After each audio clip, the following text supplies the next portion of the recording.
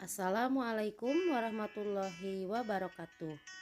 Salam sehat, salam semangat, siswa SMK hebat. Kali ini kita bertemu kembali dalam pembelajaran proyek kreatif dan kewirausahaan kelas 11 dengan materi membuat desain produk.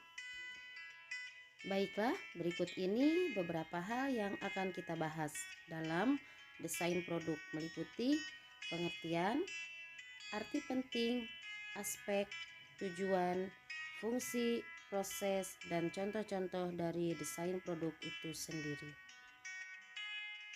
Kita bahas untuk pengertian desain produk. Yang pertama, menurut Kamus Besar Bahasa Indonesia, pengertian desain adalah 1. Kerangka, bentuk, rancangan. 2. Motif, pola, dan corak. Nah, selanjutnya berikut adalah pengertian desain produk yang disampaikan oleh Kotler dan Keller. Desain produk adalah totalitas fitur yang mempengaruhi tampilan, rasa, dan fungsi produk berdasarkan kebutuhan pelanggan.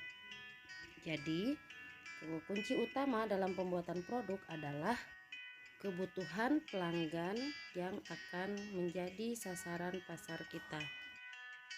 Selanjutnya ada pengertian lain dari desain produk. Desain produk adalah sebuah proses mulai dari membayangkan sebuah desain, menciptakan dan memperbaikinya yang dapat menyelesaikan masalah dari penggunanya secara spesifik.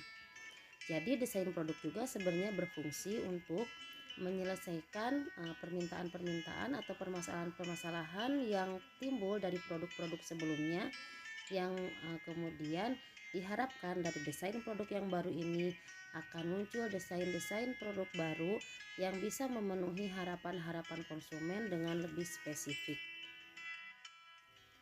Oleh karena itu, desain produk sangat berperan dalam pengembangan bisnis. Seorang desainer produk akan secara konsisten memastikan bahwa produk tetap cocok dengan kondisi pasar saat ini. Hal ini dapat membuat perusahaan menjadi pelopor dan memenangkan persaingan di pasar, sehingga produk tersebut menjadi suatu investasi yang menguntungkan bagi perusahaan. Baik, para siswa sekalian, selanjutnya kita akan bahas mengenai aspek desain produk. Menurut Kotler dan Keller, aspek rancangan atau desain produk mencakup bentuk, fitur, mutu kesesuaian, daya tahan, kehandalan, gaya, dan kemudahan perbaikan. Nah, aspek-aspek ini akan menjadi satu kesatuan yang utuh dalam membentuk sebuah produk yang dapat memenuhi kebutuhan dan permintaan konsumen. Lalu, apa tujuan dari dibuatnya desain produk? Tujuan dibuatnya desain produk tidak lain adalah untuk 1. Membantu sebuah produk atau layanan dengan kegunaan fungsional yang baik.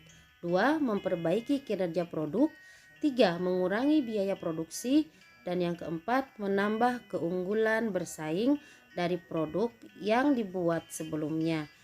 Dengan produk-produk baru diharapkan akan semakin meningkatkan potensi-potensi penjualan dengan keunggulan bersaing yang berhasil diraih oleh perusahaan.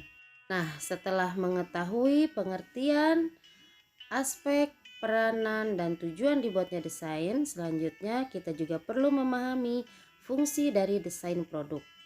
Fungsi dari desain produk diantaranya 1. Meningkatkan penjualan suatu produk. Yang kedua, penentu kesuksesan suatu produk. Yang ketiga, meningkatkan kualitas perusahaan. Keempat, membantu perkembangan bisnis. Selanjutnya, ada proses-proses yang harus dilalui dalam membuat sebuah desain produk. Yang pertama adalah menetapkan visi produk. Visi produk ini artinya bahwa perusahaan harus memiliki gambaran yang jauh ke masa depan bagaimana produk tersebut bisa diterima untuk jangka waktu yang panjang. Kemudian yang kedua, melakukan riset produk. Setelah menetapkan visi, selanjutnya adalah melakukan riset produk, yaitu meneliti atau survei bagaimana permintaan, keinginan, dan harapan-harapan konsumen akan produk yang dihasilkan oleh perusahaan. Selanjutnya hasil riset kemudian akan dijadikan sebagai bahan brainstorming dan membuat ide produk. Kemudian selanjutnya membuat prototipe atau model awal dari produk yang akan dibuat. Setelah prototipe ini jadi, kemudian perusahaan perlu melakukan tes pasar atau uji produk. Kemudian dari sanalah perusahaan bisa melakukan evaluasi bagaimana produk tersebut, apakah bisa diterima oleh konsumennya, bisa diterima oleh pasar sasarannya, apakah ada produk bagian-bagian produk yang masih harus diperbaiki dan lain sebagainya. Dari hasil evaluasi ini kemudian perusahaan perlu membuat desain lanjutan. Setelah dirasa produk betul-betul siap untuk dipasarkan, maka dilakukan kegiatan launching dan dilengkapi dengan kegiatan monitoring untuk melihat seberapa baik kinerja produk tersebut di pasar sasarannya. Nah, berikut adalah beberapa contoh desain produk. Ada untuk fashion, kemudian untuk alat-alat rumah tangga, kerajinan, dan lain-lain. Desain produk ini tentu bisa dibuat dengan berbagai teknik dan berbagai cara sesuai dengan kebutuhan yang spesifik dan sesuai dengan karakteristik produk yang akan dihasilkan. Nah, para siswa sekalian, itulah beberapa materi awal mengenai desain produk. Dan berikut ada beberapa sumber rujukan untuk bisa kalian baca lebih lengkap lagi. Selanjutnya kita akan membuat sebuah desain produk sesuai dengan produk yang akan kalian jual.